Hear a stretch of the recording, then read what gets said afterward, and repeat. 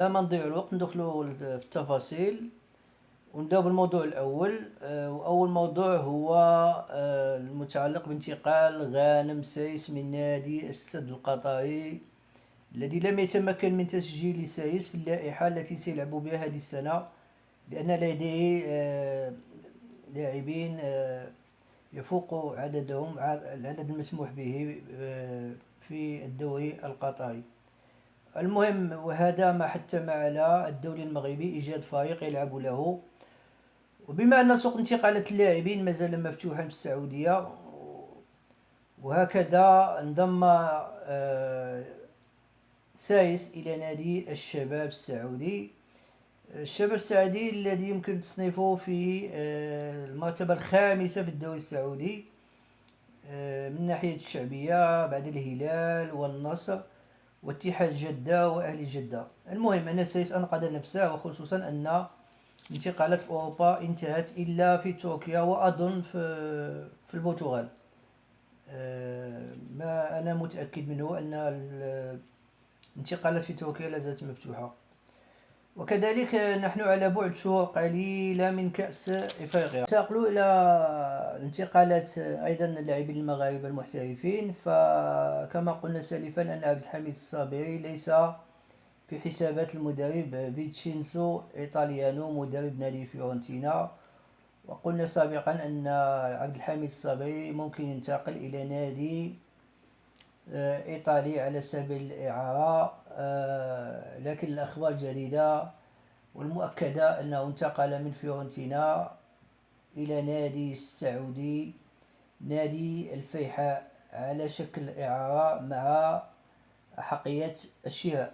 نادي فيحاء السعودي ليس من الأندية السعودية الكبرى، ولكن ليس باليد حيلة، فعبد الحميد الصابري فهو يعني تحت الضغط ويجب عليه أن يجد فريقا، وخصوصا أن الانتقالات في أوروبا قد انتهت. وللعلم أن الصابري كان قد وقع في يناير الماضي مع فيورنتينا قادما من سامدوريا، والغريب أنه لعب مقابلة الإعدادية بمستوى مقبول، لكنه تفاجأ بموقف مدربه كما قلنا فيتشينسو إيطاليانو. ويقال أن نادي فيورنتينا لم ينجح في تسويق بعض لاعبي الوسط، وبما أن عبد الحميد الصابري أيضا هو لاعب وسط فكان يجب التضحية ببعض اللاعبين، والأقرب للخروج من الفريق هو اللاعب عبد الحميد الصابري.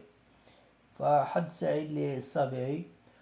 والآن غادي ندوزو للموضوع الثالث، وهذا خبر جيد.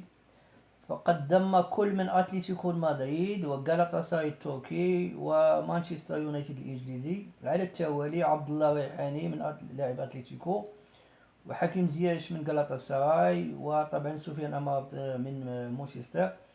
فكلهم انضموا إلى اللائحة ديال الشامبيونز ليغ. فإن شاء الله غادي يلعبوا الشامبيونز ليغ اللي غادي يبدأ أول يوم في الشامبيونز ليغ ابتداء من 19 سبتمبر و20 سبتمبر. فحد سعيد للاعبين المغاربة، ونتمنى يحافظوا على الجاهزية ديالهم للاستحقاقات المقبلة. المهم هذا خبر جيد، وغادي يسمح للاعبين الثلاثة باللعب على أعلى مستوى، وخصوصا أننا نعرف المستوى العالي للشامبيونز ليغ. فحد سعيد للدوليين المغاربة. أيضا بخصوص اللاعبين الثلاثة، خصوصا سفيان أمرابط الذي كما قلنا انتقل حديثا إلى مانشستر يونايتد، فسيحمل الرقم 4 مع ناديه، ويعاني من بعض الآلام الظهر من كأس العالم، يعني إصابة قادمة في الظهر لكن ليست صعبة، ويمكنه اللعب ابتداء من 16 سبتمبر القادم ضد نادي برايتون ألبيون الإنجليزي في البطولة الإنجليزية. والآن سنتكلم عن الموضوع المتعلق بإبراهيم دياز الذي لا ينتهي، موضوع شائك. فهناك محاولة جادة من الاتحاد المغربي، يعني الجامعة الملكية المغربية لكرة القدم، للظفر بخدماته بما أن لديه أصول مغربية. وهناك يعني جهود مضاعفة من الاتحاد المغربي للحصول على إبراهيم دياز، لكن نفاجأ بأن الاتحاد الإسباني يحاول منع دياز من حمل قميص المنتخب الوطني، فهو يحاول الضغط على نادي ريال مدريد لتضييق الخناق على دياز حسب ما قالته ماركا الإسبانية. فهي تسعى أو الاتحاد الإسباني يسعى إلى تضييق الخناق على دياز وأيضا على يوسف بنيكي، ولو أن هذا الأخير تم تسوية وضعيته مع المنتخب المغربي، لكن دياز ما زال في الطريق. ولا أفهم شخصيا كيف ذلك أن الاتحاد الإسباني لا تتم يعني لا ينادي، أو الناخب الوطني الإسباني لا ينادي على دياز، وفي كل مرة يعني يعاني مع المنتخب الإسباني يتم استدعاؤه إلى اللائحة الموسعة وبعد ذلك يتم تجاهله. المهم أنه لا ينادي عليه في الاستحقاقات يعني الأوروبية أو الدولية الكبرى ككأس العالم أو الألعاب الأولمبية أو حتى كأس أوروبا. والآن وبعد